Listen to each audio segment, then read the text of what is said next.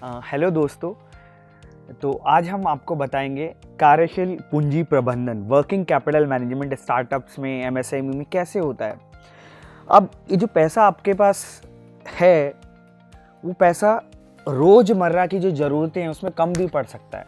ठीक है, किस समय कम पड़ेगा, ठीक है, कितना कम पड़ेगा, कब उस पैसे की ज़रूरत होगी, कहाँ से उस पैसे को लाया जाएगा, आज हम इस विषय पर चर्चा करेंगे। तो इस विषय का नाम है वर्किंग कैपिटल मैनेजमेंट, कार्यशील पूंजी प्रबंधन।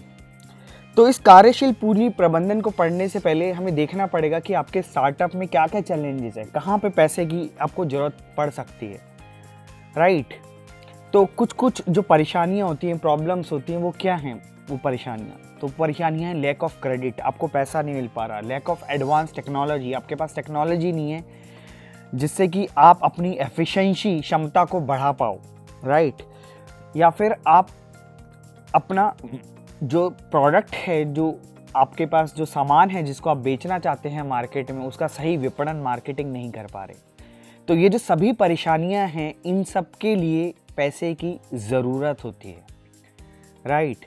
तो पैसा जो है वो किस तरह से उपलब्ध होगा, ये आज हम देखेंगे।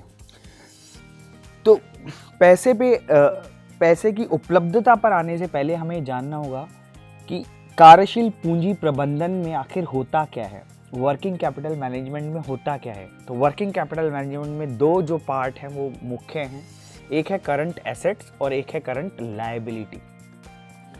करंट एसेट तो हो गया आपका कैश या फिर जहाँ से पैसा आना है, राइट।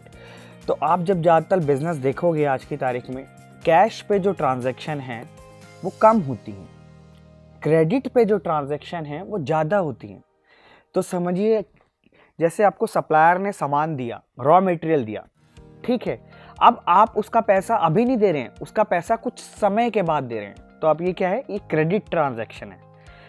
सिमिलरली इसी तरह से क्या है कि आप जब अपना सामान किसी कस्टमर को बेच रहे हैं तो वो पैसा आपको अभी नहीं दे रहा है, थोड़े समय के बाद दे रहा है, ठीक है। अब मानिए आप एक सिचुएशन ऐसी लीजिए कि सप्लायर ने आपको सामान दे दिया, ठीक है, और आपने उसका पैसा भी चुका दिया, बट कस्टमर जो आपका है उसने सामान तो खरीद लिया, उसने आपको पैसा अभी नहीं दिया।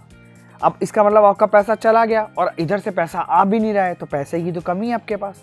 तो कैसे उस समय अपने स्टार्टअप को रन करोगे, कैसे बिजनेस को चलाओगे, तो उस समय तो पैसे की आपके पास कमी है। इसी का मैनेजमेंट जो है वो कहलाता है वर्किंग कैपिटल मैनेजमेंट। तो आज हमारी जो चर्चा का विषय है यही है। अभी जो पैसे की कमी है, इसकी वजह से हमारे जो स्मॉल बिजनेस है, जो हमारा स्टार्टअप है, ये रुकने ना पाए।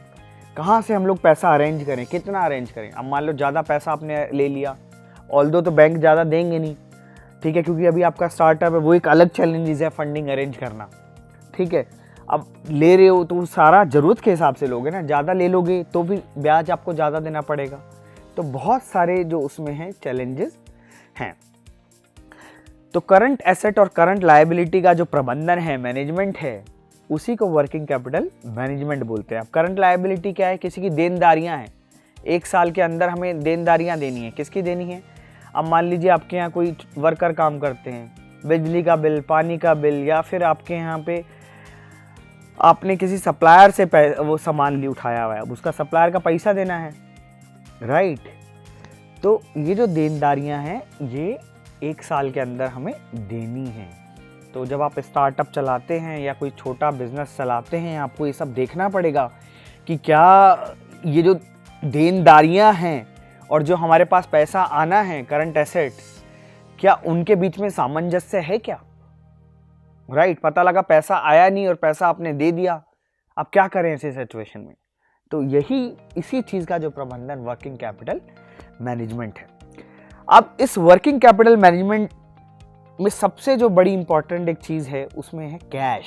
कैश मतलब नगदी। अब इस नगदी का प्रबंधन कैसे करें, तो उसके लिए मैं आपको एक स्लाइड पे आपको एक इक्वेशन दिख रही होगी छोटी सी, cash is equals to long term debt plus equity minus net working capital minus fix assets. अब ये जो आप देख रहे हैं अपनी स्क्रीन के ऊपर, ये कैश की मूवमेंट समझाता है, कैसे कैश बढ़ता है हमारे पास, कैसे कैश कम हो जाता है। अब इसको इस बात से समझिए, पहले हम एक सिचुएशन देखते हैं जिसमें कैश बढ़ जाता है। अब वो कौन से सिचुएशन है? अब यहाँ देखिए, सबसे पहले लिखा हुआ है लॉन्ग टर्म डेट, मतलब कि आप किसी से लॉन्ग डेट का मतलब होता है कि आपने उधार लिया है, ठीक है, डेट लिया है बैंक से, तो उधार लिया है तो कैश बढ़ेगा आपकी तरफ, सही बात है। प्लस इक्विटी, इक्विटी का मतलब है किसी को आपने अपनी हिस्सेदारी दे दी है बिजनेस में, ठीक है, आपकी स्टार्टअप है, आपने कहा, अपने किसी दोस्त को कहा चलो भाई 50% के हिस्सेदार बनो, तो 50% वो देगा बिजनेस में, राइट, तो कैश बढ़ जाएगा। उसकी वजह से हिस्सेदारी घटेगी, वो एक अलग चीज है। अभी हम देख रहे हैं कि कैश कैसे बढ़ेगा। प्लस नेट वर्किंग कैपिटल, अब ये क्या चीज होती है? ये होती है current assets minus current liability, right. तो करंट एसेट आपका क्या होता है? करंट एसेट होता है आपका इन्वेंट्री। मान लीजिए कि आप एक हैंडीक्राफ्ट का एक छोटा सा स्टार्टअप है, कोई बिजनेस है जिसमें आप हैंडीक्राफ्ट बनाना चाहते हैं, ठीक है। अब उसके लिए कुछ रॉ मटेरियल खरीदेंगे, अब वो रॉ मटेरियल खरीदेंगे तो आपका पैसा जाएगा उसके अंदर, कैश रिड्यूस हो जाएगा। तो उसके केस में करंट एसेट रिड्यूस हो जाएगा, तो कैश क्या होगा उसके अंदर? यदि आप बेच रहे हैं तो कैश बढ़ेगा, और यदि आप रॉ मटेरियल लेके आ रहे हैं, इन्वेंट्री बढ़ा रहे हैं रॉ मटेरियल की, तो कैश कम हो जाएगा। तो उस हिसाब से हमें नेट वर्किंग कैपिटल की मूवमेंट देखनी है। अगला है फिक्स एसेट। अब देखिए माइनस लिखा हुआ है फिक्स एसेट में, मतलब कि अब आप यदि फिक्स एसेट अपना बेचते हैं, कुछ भी कोई मशीन बेच देते हैं बिजनेस की, तो कैश आपका बढ़ जाएगा। तो ये जो है ये दिखाता है कि कैश कैसे बढ़ रहा है। अब दूसरी साइड हम चलते हैं, अब दूसरी साइड देखते हैं कि कैश कैसे घटता है, राइट। तो अब घटने की बारी। अब लॉन्ग टर्म डेट यदि आप वापस करेंगे, आपने जो कर्जा लिया था आप देना शुरू कर रहे हैं, तो कैश आपकी साइड से घटेगा, तो ये कर्जा आपका कम हो जाएगा। इक्विटी, अब यदि आप अपनी हिस्सेदारी बढ़ा रहे हैं, राइट, तो पैसा उसको देना पड़ेगा, और पैसा देंगे तो कैश कम होगा। उसी तरह से net working capital, net working capital में आप यदि इन्वेस्ट करेंगे रॉ मटेरियल पे तो घटेगा, और बेचेंगे तो बढ़ेगा। इसी तरह से फिक्स एसेट्स हैं। फिक्स एसेट्स यदि आप बेचेंगे तो कैश बढ़ेगा, और खरीदेंगे तो कैश घटेगा।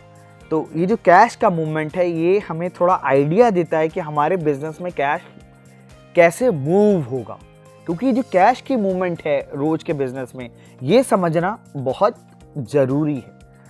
हम अगले वीडियो में जानेंगे कि वो कौन सा पीरियड होता है, किस दरमियान हमें कैश की जरूरत होती है।